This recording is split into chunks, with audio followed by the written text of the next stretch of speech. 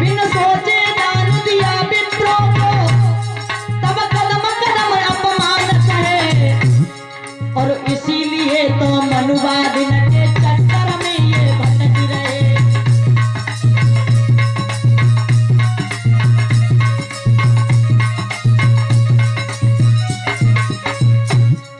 और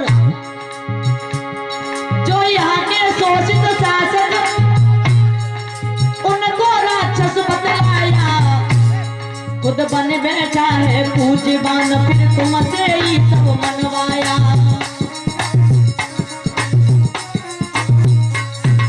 जो यहाँ के राजा थे उन्हें राक्षस बता दिया गया। अब ये नवरात्रि चल रहे हैं और 9 दिन में दुर्गा की पूजा होनी है। बात आगे थोड़ा बताते चले। दुर्गा ने किनका वध किया था? महिषासुर का। सब जानते हो महिषासुर यादव कुल का राजा था, बिहार का। जब विप्रों ने पूरे भारत में शासन कर लिया, हमारे राजाओं को घर से बेघर करके बाहर निकाल दिया, किसी को मरवा दिया, किसी को बाहर निकाल दिया। महिषासुर समझ गया कि ये सब कपटी जाल डालेंगे तो महिषासुर के ऊपर रंग नहीं चढ़ा।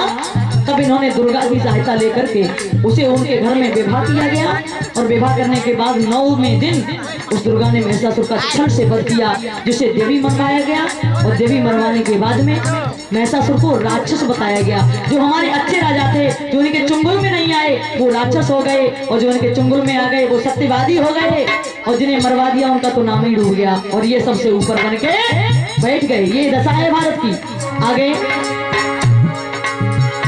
कश्यप की बहनी होलिका, इन जिंदा दीनी जलवाई, और बहनी जलाई है तुम्हारी, तुम्हारी से होली मनवाई।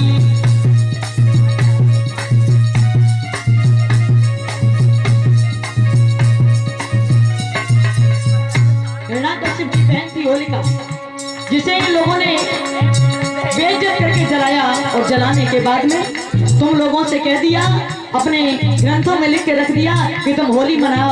और आजकल हमारे समाज की माता बहने भाई बंधु खुशी से होली मनाते हैं। होली एक बहुत मिलन का त्योहार है, ये है वो है। अरे पहले जान तो लो, तुम्हारी घर की बहन को कोई ले जाके बेइज्जती करके जला दे, मार दे, अत्याचार बलात्कार करके उसे मार डाले, और तुम फिर उसी दिन को त्योहार के रूप में मनाओगे।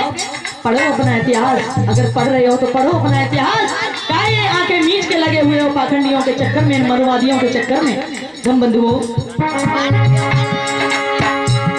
त्योहार तुम्हारी हार रही, फिर भी त्योहार मनाते हो, सच्चाई ना तुम जाने पाई जाई से भटका जाते हो।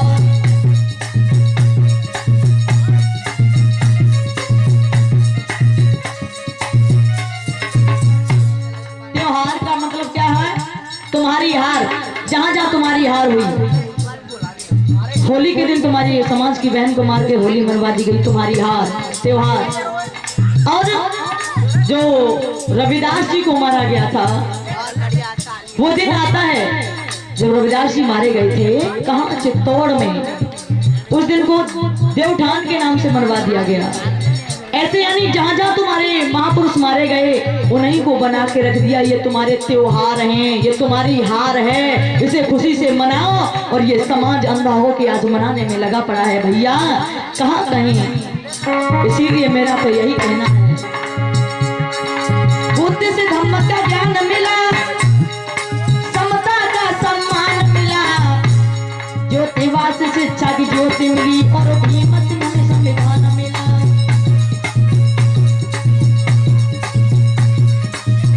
क्या मिला? भगवान बुद्ध जो आए, उनसे हमें ज्ञान मिला।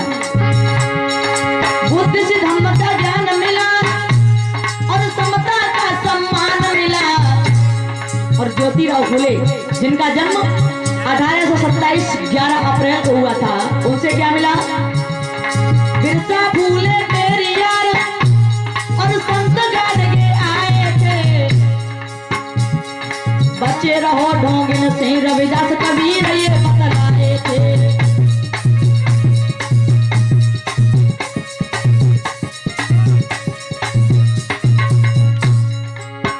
ढोंगियों से बचना है, रविदास और कबीर ने ये कहा पाखंडियों के लिए। पाखंड का भंडाफोड़ किया रविदास ने और कबीर ने। माताओं, और तुम लोग देवियों को मानती हो, देवी कल मैंने पूछा शिक्षा की देवी कौन है, तो कह रही थी सरस्वती। लेकिन क्या बताया था कल, शिक्षा की देवी कौन है आज बताना? Savitri by Phule. Very good, बहुत बढ़िया। शिक्षा की देवी सावित्री, लड़की झलकारी बाई थी। उदा देवी रणभूमि की त्याग की रमाबाई थी।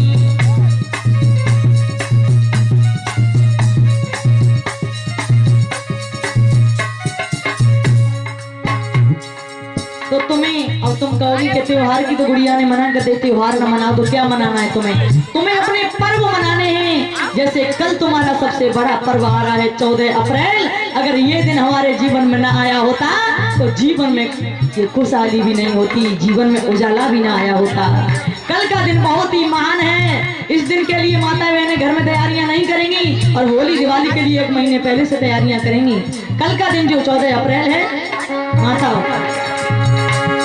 महापुरुषों की यादगार, ये सभी पर्व अच्छे हैं। गुड़िया ने सच्ची जान गई।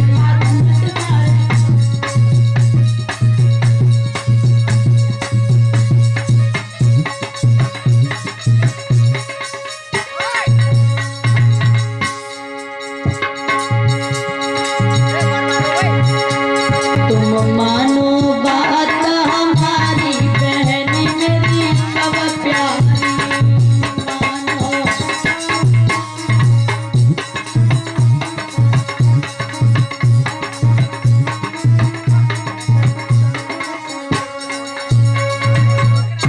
तो तुम बंधुओं ध्यान रखना, जो त्योहार अब तक मनाते आए हो, यहाँ तुम्हारे महापुरुषों की हार हुई वही त्योहार बनाए गए।